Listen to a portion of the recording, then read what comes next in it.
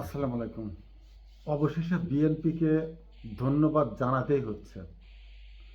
সকল অপরাধের অপরাধী, সকল দুষ্টমিতে দুষ্ট, সকল চক্রান্তের গুরুমণি, সকল অপরাধ জগতের শিরোমণি, আধিপত্য বিস্তার, খুন খারাবি, রাহাজানি, দলের ভিতরে অভ্যন্তরীণ কোন্দলে হত্যা, খুন, চাঁদাবাজ, আধিপত্য বিস্তার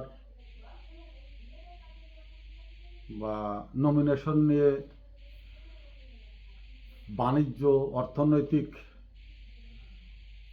গোপন লেনদেন, সমস্ত কিছুর ভিতরেও অন্তত একটি গুণের পরিচয় দিয়েছে।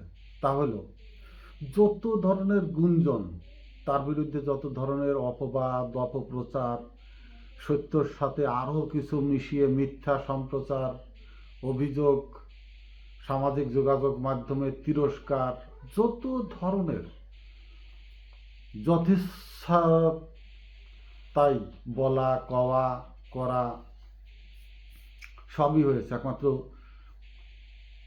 জুতার বাড়িতে প্রদর্শন করা হয়নি। জুতার বাড়ি যেমন শেখ হাসিনার কোনো ব্যানারে ফেস্টুনে যে জুতা ছেলে মেরেছিল, এই ধরনের কোনো কিছু করা হয়নি।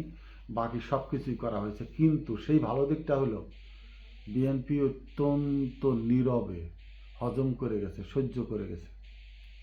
ফখরুল বলেন, সালাউদ্দিন কাদের বলেন, আব্বাস বলেন, রিজভী বলেন, তারেক জিয়া বলেন, সমগ্র দলকে নিয়ে যত ধরনের অনেক ধরনের কথাবার্তা বলা হয়েছে, সমস্ত কিছু নীরবে সহ্য করে গেছে, সয়ে নিয়েছে। এই সয়ে নেওয়াটার ভালো একটা দিকও আছে। ও সর্বশেষ যেটা হলো, হাদি আক্রান্ত হওয়ার পর মির্জা আব্বাস তাকে যখন দেখতে যান, সেখানে ভুয়া ভুয়া বলে ঝুমারা যখন স্লোগান দিচ্ছিল, মির্জা আব্বাস অসহায়ের মতো নির্বাক হয়ে তাকিয়েছিলেন, দাঁড়িয়েছিলেন। কোনো উচ্চবাচ্য, কোনো অভিব্যক্তি বা মুখের কোনো আকৃতিতেও কোনো রাগান্বিত ভাব, কোনো কিছুই তিনি করেননি। নীরবে সহ্য করে সয়ে নিয়ে চলে এসেছিলেন। এবং শেষ পর্যন্ত মির্জা ফখরুল যখন বিবৃতি দিচ্ছিলেন যে তারেক জিয়ার সাথে স্থায়ী কমিটির যে মিটিং হলো এবং তারেক জিয়া আসার যে দিনক্ষণ ঘোষণা করা হলো 25শে ডিসেম্বর, তখন যে ব্রিফিং হচ্ছিল, মির্জা ফখরুল ইসলাম আলমগীর তার ডান পাশ অত্যন্ত অসহায়ভাবে একবার একটি শিশুসুলভ আচরণ নিয়ে মুখাকৃতি অসহায়ের ভিতরে রেখেই তিনি খুব নীরবে বসেছিলেন, একবার সুবোধ একটি বালকের মতো। এই যে ধৈর্য শক্তির যে গুণাগুণ, এইটা যে বিএনপির ভিতরে এসেছে বা সহ্য করতে পারছে, এইটাই আমি সবচেয়ে ভালো জায়গায় তাদের যে অবস্থান বা ভবিষ্যৎ রাজনীতিক যে শিষ্টাচার বলেন বা রাজনীতিতে যেটা চামড়া মোটা করতে হয়, গালিগালাজ সহ্য করার ক্ষমতা, যে কোনো ধরনের অপরাধ করতেই পারে। বড় ধরনের বৃহত্তর একটি দল, এর ভিতরে অনেকে অনেক কিছু হারিয়েছে, ঘর বাড়ি জমি জমা ব্যবসা বাণিজ্য, সেটা পুনরুদ্ধারের জন্য বিভিন্নভাবে দাঁড়ানোর জন্য তারা চেষ্টা করতেই পারে। অপরাধ সংগঠিত হয়েছে, তারাও দেশের জনগণ। সামগ্রিকভাবে বিএনপি তো এর দায় দায়িত্ব নেবে না বা সেটা তারা ওভারলুক করবেই। সব ধরনের লোকই তো রাজনীতিতে দলের জন্য দরকার। তো করলেও সেটাকে সহ্য করে নিয়ে দল হিসাবে একেবারেই প্রতিক্রিয়াহীন, শুধু একমাত্র ফজাকেই দেখলাম ফল আউট করেছিল, পরে আবার ইনক্লুডিং করে নিয়েও নমিনেশনও দেওয়া হয়ে গেছে। তার মানে বিএনপির আনকনসাস যে অবস্থাটা, মানে অচেতন অবস্থায় তারা যে রাজনীতিতে টিকে আছে, দাঁড়িয়ে আছে, এইটা তারা প্রমাণ করতে চাচ্ছে। এতে একটা দিক কী হলো, যদি বিএনপি ক্ষমতায় যায়, যদি বলছি কেন, তারেক জিয়া যদি আসে, বিএনপির রাজনৈতিক বড় ধরনের একটি মোড় ঘুরবে, বড় ধরনের একটি দিক পরিবর্তন হওয়ার সম্ভাবনা আছে। তো সেটা নিয়ে আমি পরে আলোচনা করছি, কিন্তু এই জায়গাটা থেকে আমি কিছু কথা বলতে চাচ্ছি। বিএনপি ক্ষমতায় আসলে তারা যে বড় ধরনের সমালোচনার মুখে পড়বে, অত্যন্ত সচেতনভাবে সেটা কিভাবে তারা মোকাবেলা করবে, এই 15-16 মাসে তাদের এই ধৈর্যটা, সেটার অনেকটাই পরীক্ষা দেওয়া হয়ে গেছে। কোনো মন্ত্রী হোক, দলীয়ভাবে হোক, কোনো এমপি হোক, কোনো কর্মী হোক, যে কেউ যদি কোনো অপরাধ করে ফেলে এবং তা নিয়ে যত ধরনেরই টকশো হোক, সামাজিক যোগাযোগ মাধ্যমে কথা হোক, সংগ্রাম হোক, আন্দোলন হোক, অন্তত পক্ষে আওয়ামী লীগের মতো পুলিশ লেলিয়ে দিবে না বা ছাত্র দলকে লেলিয়ে দিবে না। বড় বড় ধরনের ক্রাইসিস কিন্তু এর ভিতরে বিএনপির বিরুদ্ধে সংগঠিত হয়েছে। কিন্তু লক্ষণীয় বিষয় হলো, ফখরুল বলেন, রেজভি বলেন, বা তাদের মুখপাত্র সালাউদ্দিন বলেন, কেউই এখনও অন্তত এইটুক বলেনি যেই করার জন্য ছাত্রদলই যথেষ্ট, এই করার জন্য স্বেচ্ছাসেবক দলই যথেষ্ট, বা এই করার জন্য আমার অঙ্গ সংগঠনের এরাই যথেষ্ট। কাউকে উস্কে দেয়নি, কারোর বিরুদ্ধে কাউকে লাগিয়ে দেয়নি। শুধুমাত্র একটি জায়গাতেই তাদের দর্শন ঘুরপাক খেয়েছে, সেটা হলো জামাতকে বিভিন্নভাবে কোলঠাসা করে রাখা দেওয়ার জন্য রাজনৈতিকভাবে বক্তৃতার মাধ্যমে। সেটা করা হয়েছে, তারেক জিয়াও করেছে, ফখরুল ইসলামও করেছে, বলেছে, এবং শেষ পর্যন্ত হাদির আক্রান্ত হওয়ার পিছনেও বিএনপি জামাতকেই ইশারা করেছে, জামাতকেই ইঙ্গিতে তারা বোঝাতে চেয়েছে এর সাথে জামাত জড়িত। আমি এই জায়গাটি নিয়ে ভিডিওটা আরেকটু লম্বা করব। সেটা হলো, মুরাদ খান বা মুরাদ ফয়সাল, মুরাদ যে ছেলেটা বেশি দিন না, 1 বছরও হয়নি, অস্ত্র সহ, গুলি সহ ডাকাতি করতে গিয়ে ধরা পড়ল। এখন কেউ কেউ বলছে যে হ্যাঁ, তার পেশার জন্য সে যে কারোর মক্কেল হইতে পারেন, কিন্তু মিষ্টিও খাবার জিনিস, ঘুও খাবার জিনিস। একটা রুচিবোধের জায়গা আছে, একটা আত্মতৃপ্তির জায়গা আছে। ব্যবসার জন্য সব কিছুই করতে হবে। ব্যবসার জন্য আমি যদি মুদি দোকানে ব্যবসা হই, আমি মুদি দোকানের ব্যবসার সাথে থাকতে গেলে আমি তো গাঁজা ব্যবসায় করতে যেতে পারি না। আমি তো ইয়াবাও ব্যবসা, ড্রাগ ব্যবসা, মদের লাইসেন্স নিয়ে সেটাও ব্যবসা, সব এগুলো তো সবই ব্যবসা।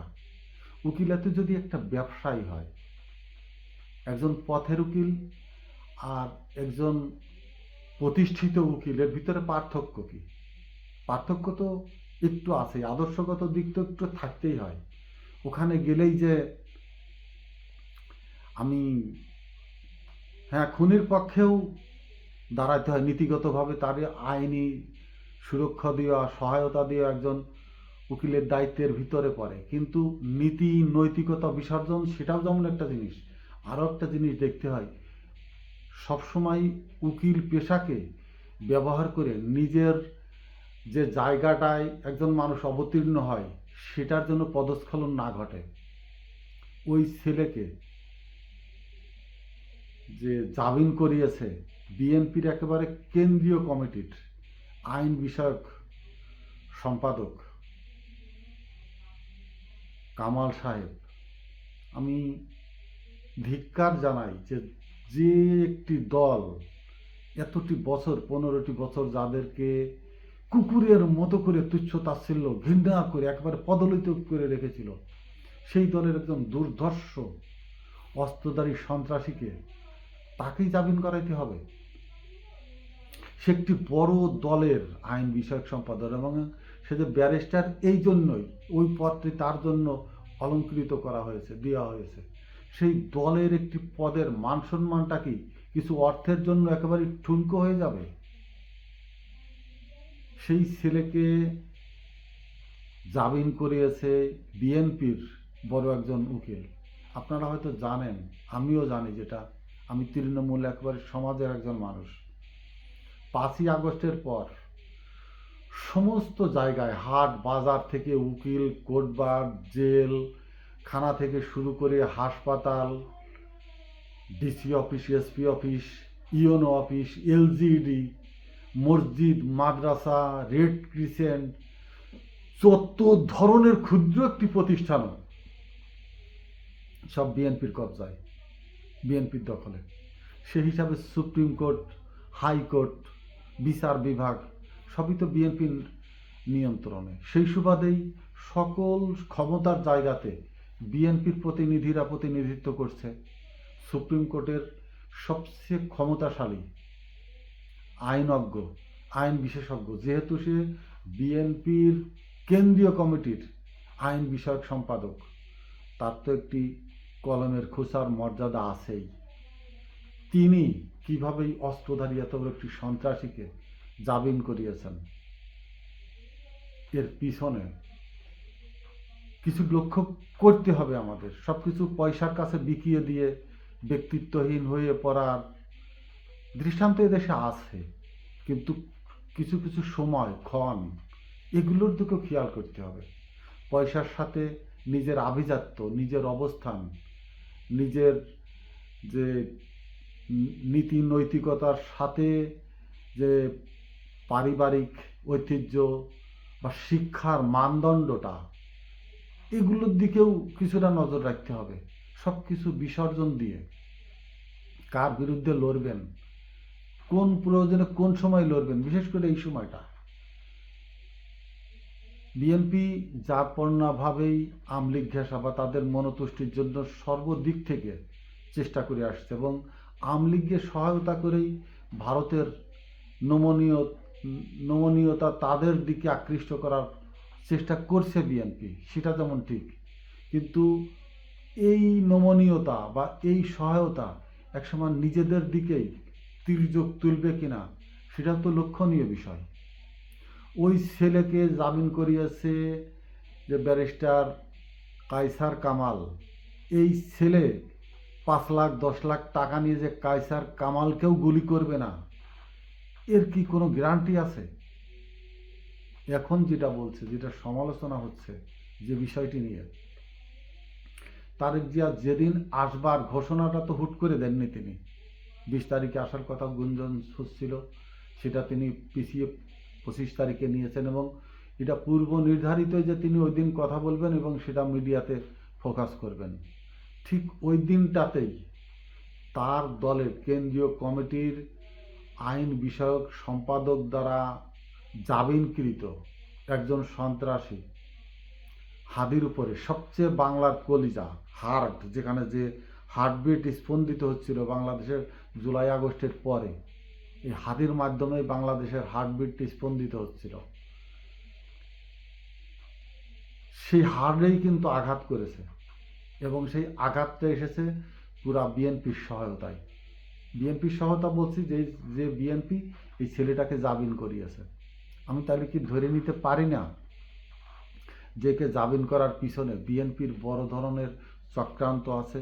একে দিয়ে বা আরও যাদেরকে জামিন করিয়েছে বা এর মাধ্যমে দিয়ে বিএনপি বড় ধরনের একটি জায়গা করে রেখেছে, এই শর্তে তারা এই বিএনপির নেতাদের কথা শুনবেন, কথা মতো কাজ করবেন, তাদের টার্গেটগুলোকে নিখুঁত নিশানায় পরিণত করবেন। এমনটা কি নয় যে যারা বিএনপির কেন্দ্রকে ব্যবহার করছেন, তারেক জিয়া, ম্যাডাম খালেদা জিয়ার অনুপস্থিতিতে নিজেদের দল হিসাবে, নিজেদের প্রতিপত্তি হিসাবে ব্যবহার করে অর্থের প্রাচুর্য গড়ে তুলেছেন, এবং ভবিষ্যৎ তারাই স্বপ্ন দেখে বিএনপিকে নিয়ন্ত্রণ করার। তারেক জিয়া আসলে অনেকের অনেক সমস্যা হবে। যারা যে রাজত্ব কায়েম করেছিলেন বিএনপির রাজনৈতিক দলীয় কর্মকাণ্ডের শীর্ষে উঠে, তারা নিজেদের ক্ষমতা এমনভাবে প্রথিতভাবে শিকড় গেড়েছে যে তাদের বাইরে বিএনপিকে আর নড়বার শক্তি নেই। সেই জায়গায় যদি তারেক জিয়া শক্ত হাতে কুঠার হানেন, যেই অপব্যক্তি, অপরাজনৈতিক যে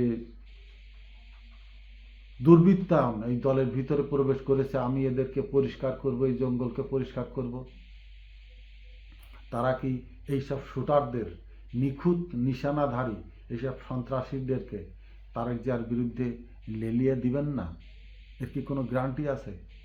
যে শঙ্কা, যে ভয় তারেক জিয়া পাচ্ছিলেন বা আমরাও পাচ্ছিলাম, যে দলের বাইরের থেকে দলের ভিতরে শত্রু বেশি বিএনপির, অন্তত তারেক জিয়ার। আমলিগ বলেন, ভারত বলেন, বা জেএনজি বলেন, বা ছাত্র বৈষম্য আন্দোলনের যেসব ইয়াং জেনারেশন যারা হয়ে আসছে, তারেক জিয়ার সাথে হয়তো এদের অনেকটাই মিলে যাবে রাজনৈতিক দর্শন, দৃষ্টিভঙ্গি। কিন্তু বিএনপিকে যারা নিয়ন্ত্রণ করে আসছে এতদিন, যারা তারেক জিয়ার বাইরে থেকেই তাদের করায়ত্ত রাখতে সকল উদ্ধতপূর্ণ আচরণ করে এক ধরনের আধিপত্য বিস্তার করেছিল বিএনপিকে ভিতরে, তারা কি খুব সহজেই তারেক জিয়াকে এসে দলের সমস্ত কর্তৃত্ব নিয়ন্ত্রণ করার পূর্ণ স্বাধীনতা দেবেন? তারা কি এই সমস্ত অস্ত্রধারী ক্যাডারদেরকে তারেক জিয়ার বিরুদ্ধে ব্যবহার করাবেন না? এই জায়গাটা বড় ধরনের একটি প্রশ্নের জায়গা। কেন আমলিগের এইসব সন্ত্রাসীদেরকে, আপনারা যদি বলেন যে বড় ধরনের টাকার বিনিময়ে হয়তো কামাল সাহেব তাদেরকে জামিন করিয়েছেন, এবং যে দুইজন মোহাম্মদ আলী সাহেব এবং আর একজন যে দুই বিচারপতি, এর ভিতরতে একজন ডাকসু নির্বাচনকে স্থগিত করার ষড়যন্ত্রের ভিতরে লিপ্ত ছিল, অর্থাৎ আওয়ামীপন্থী মনোভাবাপন্ন। এবং বিএনপির ভিতরে বড় একটি অংশই আছে যারা আওয়ামী লীগের ছত্রছায়া বা আওয়ামী লীগের অনেকটাই ভিতরে ধারণ করেন, পোষণ করেন, এবং তারা বিএনপির বড় বড় পদ দখল করে রেখেছে। আওয়ামী লীগের অনেক কর্মকাণ্ডের সাথেই তারা যৌথভাবে সহমত পোষণ করেন, এরাই নিয়ন্ত্রণ করেন। অর্থাৎ নাম দুইটা, আওয়ামী লীগ আর বিএনপি, কিন্তু এরা পারস্পরিকভাবে এমন একটি সমঝোতার ভিতরে রাজনৈতিকভাবে রাজনৈতিক মাঠ অঙ্গনকে দখল করে রেখেছে যে কর্মকাণ্ড বা সিদ্ধান্ত দুইজনেরই একই, দুই গ্রুপেরই একই। এই দল নাম আলাদা হলেও আদর্শিকভাবে একই ধরনের আদর্শ বহন করে এরা। তো এদের দিয়ে বর্তমান আঙ্গিকে যেভাবে ডাইস করা আছে, সাজানো আছে, নাম যাই হোক না কেন, কে মূল বিএনপির আদর্শ ধারণ করে, কে আওয়ামী লীগের আদর্শ ধারণ করে, বেছে বের করা খুব কঠিন, খুব কষ্টকর আলাদা করার ভিতর দিয়ে। কর্মকাণ্ড সেই জায়গায় পড়ে আছে। 5ই আগস্টের আগে আওয়ামী লীগের স্বৈরাচারী জায়গাতে, আমি এর আগের একটি ভিডিওতে বলেছিলাম, জুলাই আগস্টের পর আওয়ামী লীগ চলে যাওয়ার পরে আওয়ামী লীগকে পুনর্গঠন বা পুনরুদ্ধারের জন্য শেখ হাসিনা থেকে শুরু করে পুরো আওয়ামী লীগকেই মাঠে চাঙ্গা করে রাখার জন্য মাসুদ কামাল সবচেয়ে অগ্রণী ব্যক্তি। কিন্তু সেনাকুঞ্জে সেই যেখানে ম্যাডাম খালেদা জিয়া গেলেন, জামাতের আমির গেলেন, সব রাজনৈতিক দল গেলেন, মাসুদ কামালকেও কিন্তু সেখানে আহ্বান করে ডেকে নেওয়া হয়েছে, তাকেও কিন্তু বাদ দেওয়া হয়নি। অর্থাৎ আওয়ামী লীগকে কিন্তু বাদ দেওয়া হয়নি। আওয়ামী লীগের ন্যাচারালি যারা তাদেরকে পুনর্গঠন সংগঠন করতে, প্রাণ সঞ্চারিত রাখতে এদেশে এখনও সক্রিয়, তাদেরকে কিন্তু বাদ দেওয়া হয়নি। দলের কার্যক্রম বন্ধ রাখলেও তারা কিন্তু মাঠে সরগম রয়ে গেছেন, সরব রয়ে গেছেন তারা। তো এই অবস্থায় তারেক জিয়া দেশে এসে আলাদা কি কিছু করতে পারবেন বা করার চেষ্টা করার মতো দুঃসাহস তিনি দেখাবেন? যদি দেখাইতে পারেন, সেই হ্যাডাম যদি থাকে এবং নিজের নিরাপত্তার জন্য তিনি যদি সঠিক ব্যক্তিদের তার পাশে ভিড়াইতে পারেন, দলকে পুনর্গঠিত করে বাংলাদেশ জাতীয়তাবাদীর পক্ষে জিয়াউর রহমানের সেই বিএনপির জায়গায় যদি ফিরে যেতে পারেন, তিনিও বাঁচবেন, দেশও বাঁচবে। এবং সেটাই হবে বীরত্বগাথার এক বীর সৈনিকের আরেক নাম, তারেক জিয়া। বাবার মতো, মায়ের মতো আরও একটি ঐতিহাসিক মাইল ফলক তিনি গঠন করে যেতে পারবেন, যদি তিনি সৎ সাহস নিয়ে খাবিলে ধরতে পারেন বিএনপির সেই দুর্বৃত্তায়ন, দুর্নীতিবাজ, চাঁদাবাজ আধিপত্য বিস্তারবাদ এবং রাজনীতিকে ব্যবহার করে অর্থলোভী সাম্রাজ্যবাদী সেই সম্রাটদের দেশ স্বাগত জানাচ্ছে 25 তারিখে তার এদেশের মাটিতে পদচারণের জন্য। কিন্তু সেই উল্লাস যেন ভারতমুখী হয়ে দালালদের খপ্পরে পড়ে তার এই পদচারণা যেন কলঙ্কিত অধ্যায়ে রূপান্তরিত না হয়, হাদির মতো টার্গেটে পরিণত না হয়। তাকে সামলাতে হবে। তার দলের ভিতরে ঘাপটি মেরে থাকা শত্রু, তাকে সামলাইতে হবে।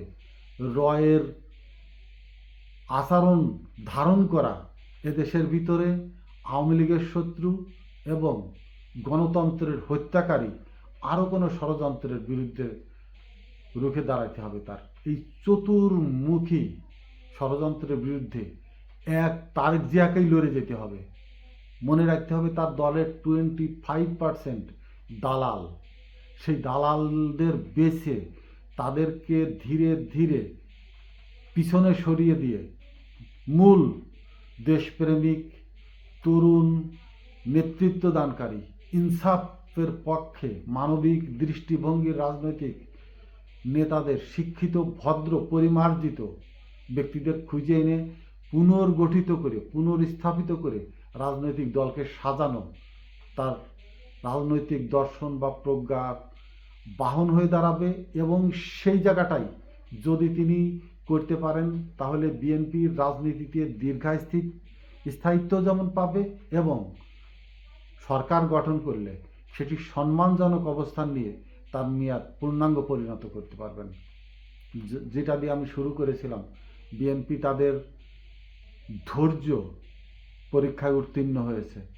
বিএনপি তাদের সহিষ্ণুতার জায়গাটায় একটি অবস্থান তৈরি করে পারতে সক্ষম হয়েছে যে তারা এখনও মায়ের মুখী হয়ে ওঠেনি। অত্যন্ত ধৈর্যের সাথে, অত্যন্ত সহিষ্ণুতার সাথে সব কিছুকে অবলম্বন করে তারা দলীয়ভাবে এখনও, আমি মনে করি যতটুকুন সংঘবদ্ধ আছে, এর ভিতর থেকে একমাত্র দালাল হটাও এই শব্দটা নিয়ে যদি তারা শক্ত হয়ে দাঁড়িয়ে থাকতে পারে এবং দালালদের ছাড়া শুধু বাংলাদেশের জাতীয়তাবাদের আদর্শিক মানুষদেরকে নিয়ে ভারতের বিরোধিতা করে টিকে থাকতে পারে, সেটাই হবে বিএনপির জন্য বড় বিজয়। এই দুই বিজয়, একটি হচ্ছে ধৈর্যের বিজয়, আরেকটি হচ্ছে পুনর্গঠিত বিএনপিকে দাঁড় করিয়ে রেখে মাঠে পতাকাকে উড্ডীয়ন রাখা। এই দুইটি বিজয় যদি বিএনপি সক্ষম হয়, আগামী সোনালী দিন বিএনপির জন্য অপেক্ষা করছে।